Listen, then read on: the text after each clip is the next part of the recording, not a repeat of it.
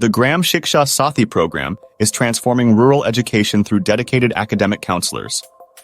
Let's explore how this initiative, in partnership with MindMap Academy, is making a difference.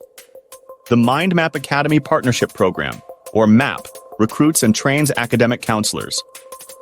The recruitment process includes rigorous selection criteria and initial interviews to ensure the best candidates are chosen. Counselors undergo a paid training program at the state level. The curriculum covers counseling techniques, cultural sensitivity, local educational systems, and digital tools for remote counseling. Training concludes with certification. After training, counselors enter a 30-day probationary period. During this time, their performance is monitored, and they receive support and mentoring.